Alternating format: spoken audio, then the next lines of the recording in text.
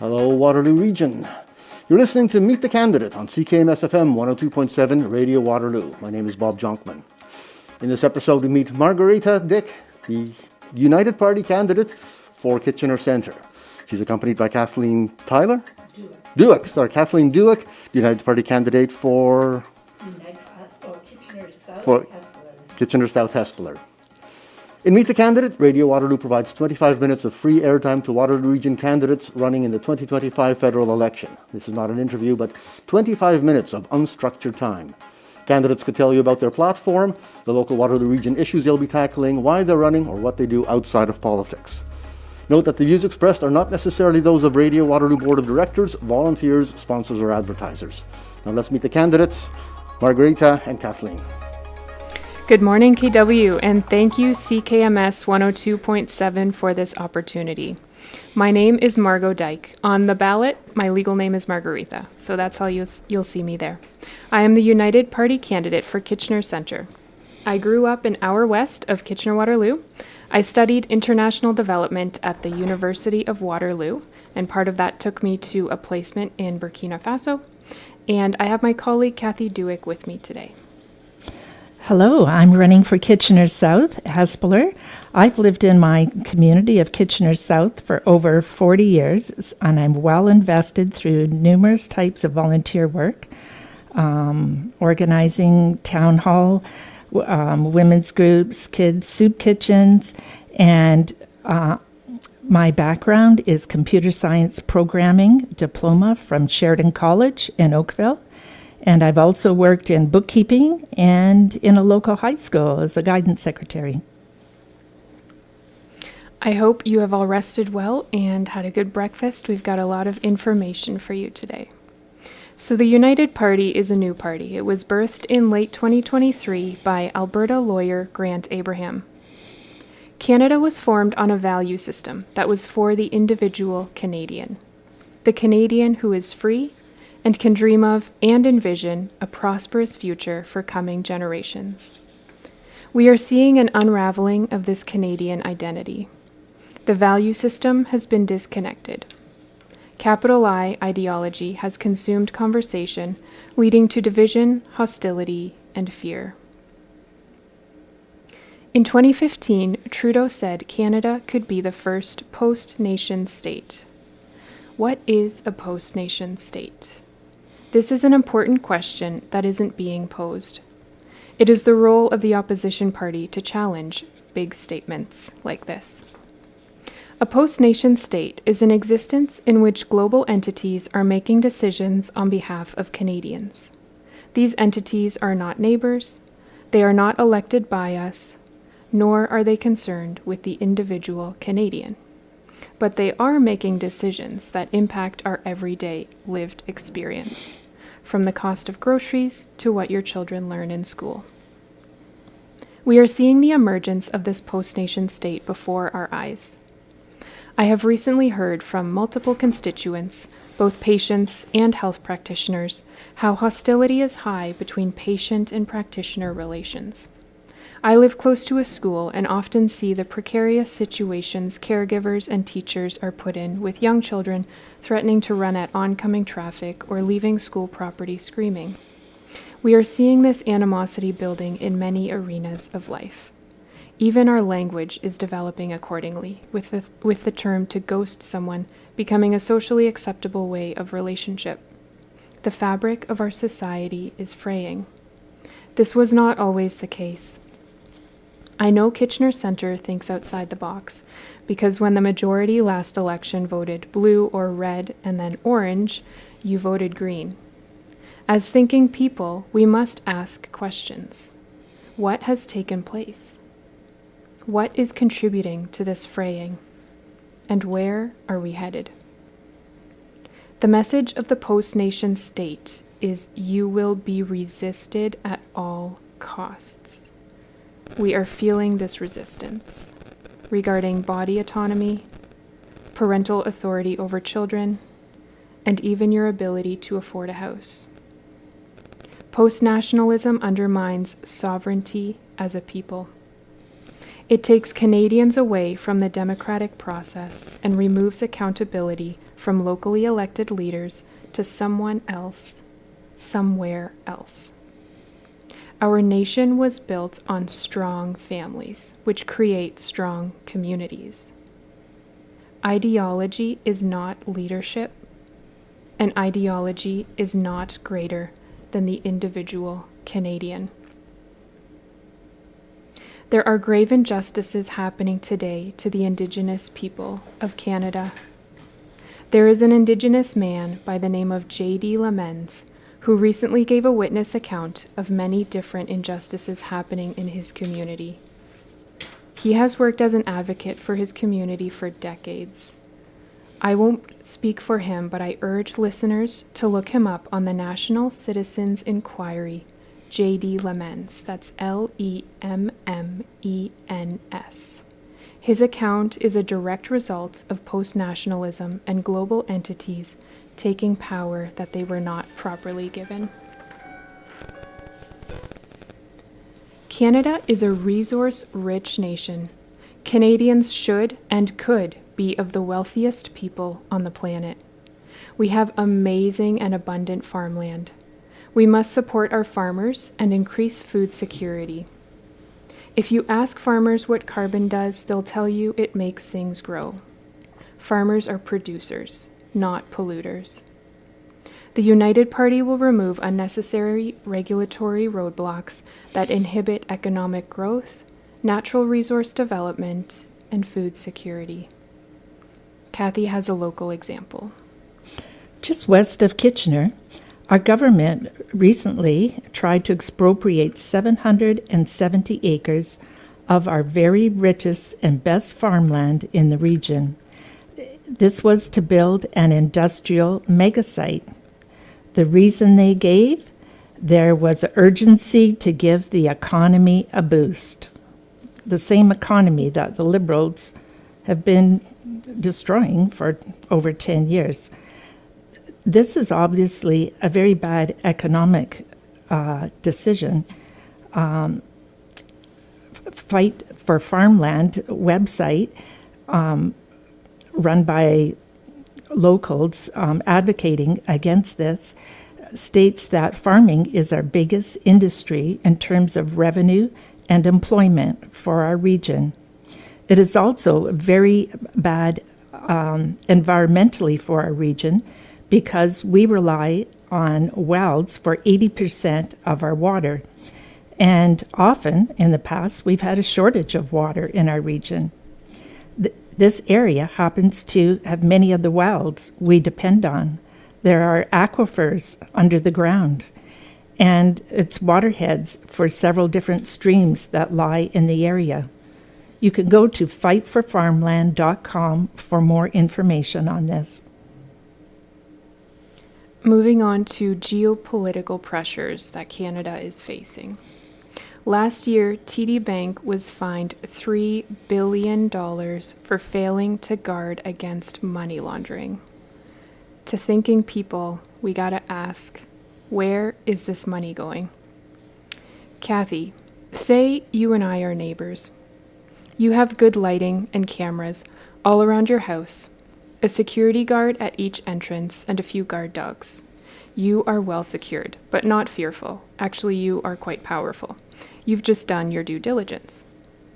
Now say I, being next door, always have random people coming in and out of my house at all times of day. I don't have good lighting or guard dogs. Maybe I have a camera at the front door that sometimes works. You have legitimate reason to believe there is dangerous and illegal activity happening in my house. What would be a primary concern of yours? Well, my first concern would be it looks like that's a crack house. Several sources have told me that Canada has become a haven for drug and human trafficking and also money laundering. If this is so, and our neighbor has asked us to clean up our place, why wouldn't we want to do this? Clean Canada is very good for Canada, Canadians. Could there be someone in an official role benefiting from this business? Just wondering.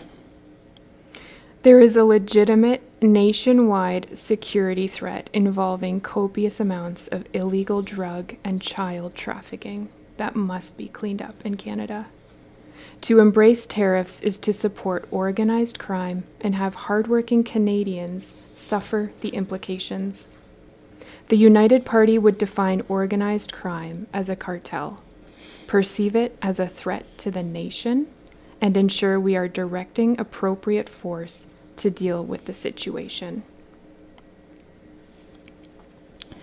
So, would you feel that a military made up of non-Canadians would do a good job of protecting Canada? Many, if not all of the military that were in our army pre-COVID have left, likely due to the cutting of funds and poor working conditions, less pay, and the new recruits are not Canadian citizens. The big question is, how loyal will non-citizens be to Canada in a crisis? Is this a good military for us? Moving on to constitutional history. In 1931, the Westminster Act severed connection of the Crown to the colony of Canada, giving sovereignty to the people. That sovereignty has legislative effect through provincial legislature, meaning the provinces of Canada have sovereignty from the Crown and have had it for almost a century. We haven't seen that sovereignty exercised because until now we've worked under the framework of peace, order, and good governance. But now we're seeing something that we cannot tolerate anymore. Canada is at a breaking point. We are hearing increasing talk of Alberta separating. In the past few decades, Alberta has paid close to $1 trillion to Ontario and Quebec in equalization payments. They are also at a breaking point. The United Party would establish industrial taxes and censorship of energy companies under Alberta's control rather than federal control. All right, that was a lot of seemingly high-level information, but it was important to explain why the United Party has formed. All of these issues result in local implications. We've all experienced the increasing cost of groceries and housing. What the United Party is doing would lower the taxes that are going to higher organizations, which would also allow for more municipal funding. We are concerned for the safety of our children, for body autonomy, and the United Party is also encouraging housing and strong families with lower interest rates and loan forgiveness in certain instances. We have seen fuel prices drop recently, just before the election. This is evidence that living does not have to cost so much. We saw the same thing happen during COVID lockdowns. These are not coincidences. We need to be aware of sensationalist media. We can ask the question, why is this topic being so sensationalized? And, for example, why are we not hearing about Parliament being prorogued for so long? Why are certain topics so emphasized and others not discussed?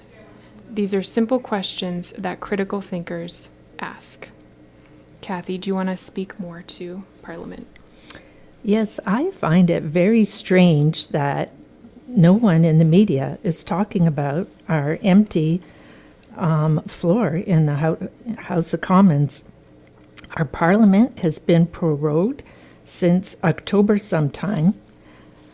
On the government website, the next time it is scheduled to sit is May 26, 2025.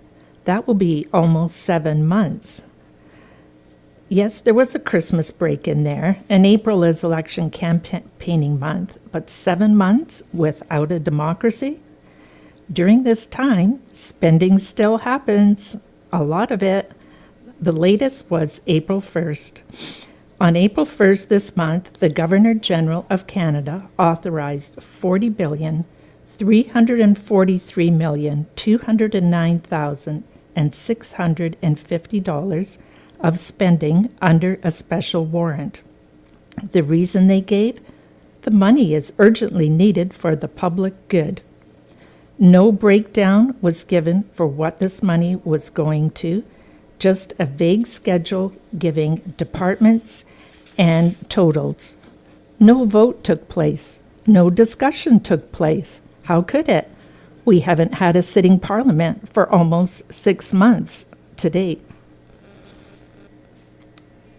I'm just going to repeat that last line. We haven't had a sitting parliament for almost 6 months to date. I also encourage you to look up Section 53 of the Constitution Act. Facts are not enough. Canada has a crisis of identity and meaning. We need to talk about the values that bring us together. We have a value system, culture, and traditions that define us. It is a lie for us to feel shame about those. Canada is facing a unity crisis. We are seeing the free people of Canada versus post-national globalists. We're seeing truth versus propaganda. We're seeing God-given identity versus collectivism. Kathy, would you explain to us the United Party logo? Well, our United Party logo consists of 3 maple leaves joined together in one stem. The reason for 3 maple leaves is because Western Canada is quite unique from Eastern. So one leaf is for Western Canada to join with the East. Another leaf is for the East. We want to be joined with the West. And a third leaf is for the First Nations. They feel quite different from the rest of Canada. So the name United Party of Canada stands for the 3 distinct societies or areas in our country, the West, the First Nations, and the East, joining together in one stem. Thanks, Kathy. I'm also just going to back up a little bit to when Kathy shared about the $4 billion that was recently spent. If you want to look that up, you can look up PC as in Papa Charlie, number 2025-0462. And then our last point in sharing about our party today is the United Party recognizes the value system that built this nation is the supremacy of God and the rule of law. We recognize that God gives people the freedom to choose or reject, and we also recognize that the strongest nations globally are the ones who follow this value system. It is this value system that capital I ideology is trying to erode. The value system must be reconnected to establish a secure and prosperous nation for the individual Canadian, regardless of your decision to choose or reject God. That is your choice. Many United Party candidates are stepping into the election arena for the first time. This is a grassroots party. We are not career politicians. We know that we have inalienable rights given by God. The proper role of the government is to serve the people under those rights. I'll say that line again. The proper role of the government is to serve the people under those rights. If you want to learn more, you can go to unitedpartyofcanada.ca, and there are many socials on that website as well. Question for you, Kathy. Okay. What made you decide to join the United Party in this election? I've been following the United Party for 2-3 years, and I resonate with the platform very much because they're talking about things that no one else is talking about and that are imminent threats to Canada.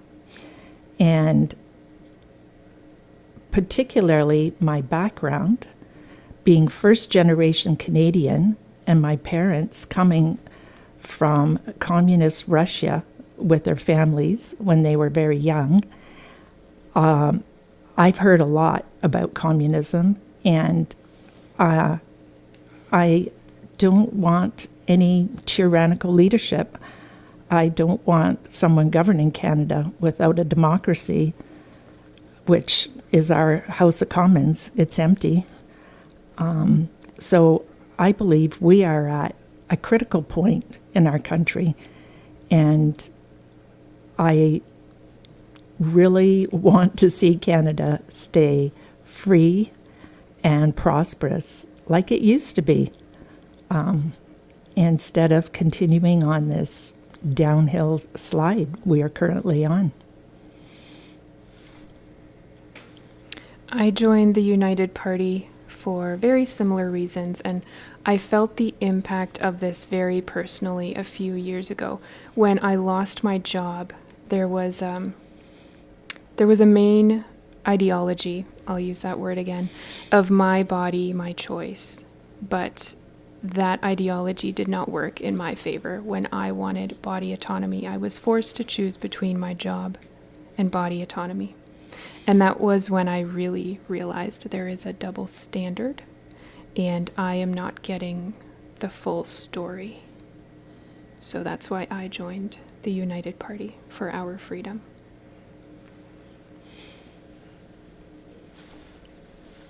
Okay, in summary, going over some of the things, Canada's now has some incredibly corrosive problems. The ideology pretending to be leadership in this country. We're creating an economic suicide that is dressed up as climate control.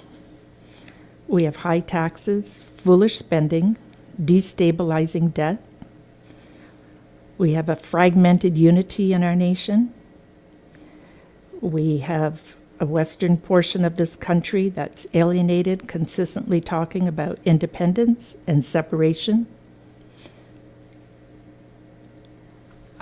We've abandoned 300,000 Jews in this country. And the best we can say is that we're opposed to anti-Semitism. Constantly talking about symptoms without ever dealing with the root causes. It's time for change. One of my favorite pastimes is day trips throughout Ontario. I think Ontario is beautiful, and I look forward to exploring more of it, and eventually I want to explore all of Canada. So Kathy and I and the United Party, we are fighting for a free and beautiful Canada.